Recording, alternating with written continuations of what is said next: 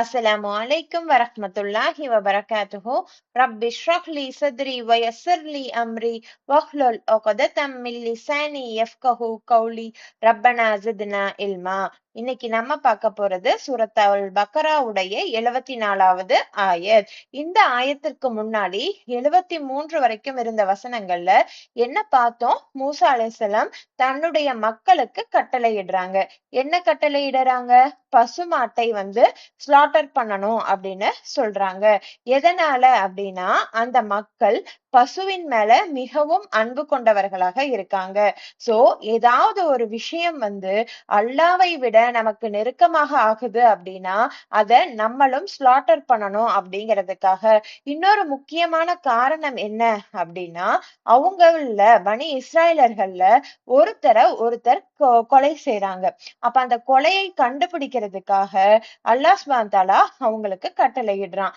அந்த ஸ்லாட்டர் பண்ணின அந்த பசுவுல இருந்து ஒரு பீஸை எடுத்து அந்த டெட் மேனுடைய பாடியில அடிக்கணும். அப்ப அந்த மனிதன் பேசி யாரு கொலை பண்ணாங்க அப்படின்னு சொல்லக்கூடியவங்களா இருப்பாங்க. இந்த இன்சிடென்ட பார்த்ததும் அந்த மக்களுக்கு ஒரு எஃபெக்ட் வந்திருக்கணும். ஆனா பனி இஸ்ராயலர்களுடைய ப்ராப்ளமே என்ன அப்படின்னா, இமேஜின் பண்ணி பாருங்க, அந்த ஒரு மனிதன் இறந்திருக்கான், அவனே எந்திரிச்சு யாரு கொலையாளின்னு சொல்றான். அது அவங்கள அஃபெக்ட் பண்ணல. மன்னன் செல்வா சொர்க்கத்துல இருந்து இவங்களுக்கு உணவா கீழே வந்திருக்கு. அத பார்த்தும் இவங்களுக்கு என்ன ஆகல, அஃபெக்ட் வரல. அல்லாவின் மீது பணிவு வர கிடையாது. அவங்க முன்னாடி கடல் பிளக்கப்பட்டிருக்கு. அப்பவும் அவங்களுக்கு அல்லாவின் கீழ்ப்படியணுங்கிறது தெரியல. அப்ப எல்லாத்தையும் பார்த்தும் அவங்களுக்கு என்ன வரல அப்படின்னா, அல்லாஹ் சுப்ஹானஹு தஆலாக்கு கீழ்ப்படியணும் அப்படிங்கிற அந்த கீழ்ப்படிதல் வரல. அதனால அல்லாஹ் சுப்ஹானஹு தஆலா இந்த ஆயத்துல என்ன சொல்றான் அப்படிங்கிறத நம்ம பார்க்கலாம். அடுத்த ஆயத். பிறகு கசத் கடினமாகிவிட்டன குலூபுக்கும் உங்கள் இதயங்கள் மின் இருந்து பாதி பெண் வாலிக்க அதற்கு ஃபஹிய எனவே அவை கல் ஹிஜாரா கற்களைப் போல அல்லது அஷத்து மிக கடுமையானவை கஸ்வா கடினத்தன்மையால்.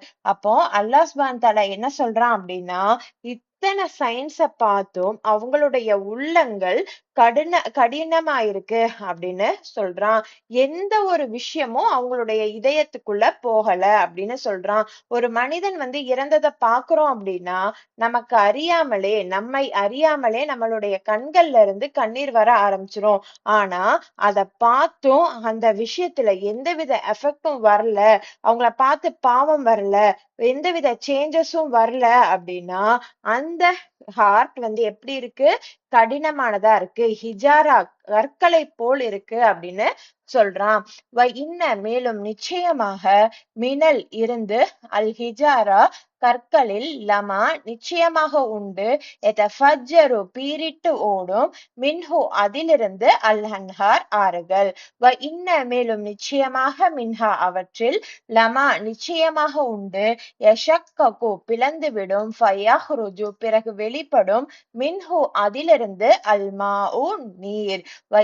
மேலும் நிச்சயமாக மின்ஹா அவற்றில் லமா நிச்சயமாக உண்டு யஹ்புது கீழே விழும் மின் இருந்து ஹஷ்யதி அச்சத்தினால் அல்லாஹி அல்லாவின் வமா மேலும் இல்லை அல்லாஹு அல்லாஹ் பிகாஃபிலின் பாராமுகமாக அம்மா எவற்றை பற்றி தாமலும் நீங்கள் செய்கிறீர்களோ. அப்போ அல்லாஹ் சுப்ஹானஹு தஆலா இங்க 3 வகையா கற்களை பிரிக்கிறான். அத நம்ம அதற்கு பிறகு அல்லாஹ் சுப்ஹானஹு தஆலா என்ன சொல்றான் அப்படின்னா, இத்தனை விஷயங்களை பார்த்தும் பனி இஸ்ராயலர்கள் மாறல. அவங்களுடைய இருதயங்கள் எப்படி இருக்கு? பாறைகள் மாதிரி இறுகிருச்சு, இல்லைன்னா அதை விட கடினமாகிருச்சு அப்படின்னு அல்லாஹ் சுப்ஹானஹு தஆலா சொல்லி காட்டுறான். ஏன்னா நிச்சயமா பாறைகள்ல கூட ஆறுகள் பெருக்கெடுத்து ஓடக்கூடியதா இருக்கு. சிலது கொஞ்சம் நீர் கொடுக்கக்கூடியதாக இருக்கு. சிலது இறை அச்சத்தால் கீழே உருண்டு விழக்கூடியதா இருக்கு. ஆனா அல்லாஹ் சுப்ஹானஹு தஆலா நீங்க செய்யற ஒவ்வொரு விஷயத்தையும் கவனிக்காம இல்லை அப்படின்னு சொல்லி காட்டுறான். இப்ப இதுல இருந்து என்ன நமக்கு தெரியுது அப்படின்னா, நம்மளுடைய இருதயங்கள் இறை நிராகரிப்பு இருக்கு அப்படின்னா அந்த சின்ன சின்ன பாவம் இருக்கும், அலட்சியம் இருக்கும். ஆணவம் இருக்கும். முழுமையான கடினத்தன்மை வந்துரும். அல்லாஹ் சுப்ஹானஹு வ தஆலா அதை நம்ம கிட்ட இருந்து பாதுகாக்கணும். இப்போ குர்ஆன்ல குறிப்பிடக்கூடிய இந்த 3 வகையான பாறைகள் என்னன்னா, ஒரு வகை பாறை ஆறுகளை உருவாக்கக்கூடிய பாறையா இருக்கு. சில பாறைகள் பிளந்து நீரை தரக்கூடிய பாறையா இருக்கு. சில பாறைகள் அச்சத்தினால விழக்கூடிய பாறைகளா இருக்கு.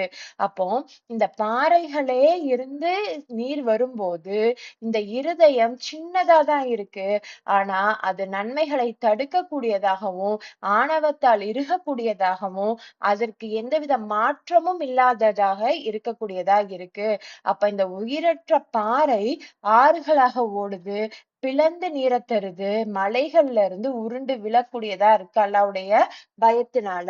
அப்போ அதை விடையும் கடினமாக இந்த மனித உள்ளம் இருக்கு அப்படிங்கிறத பாக்குறோம்.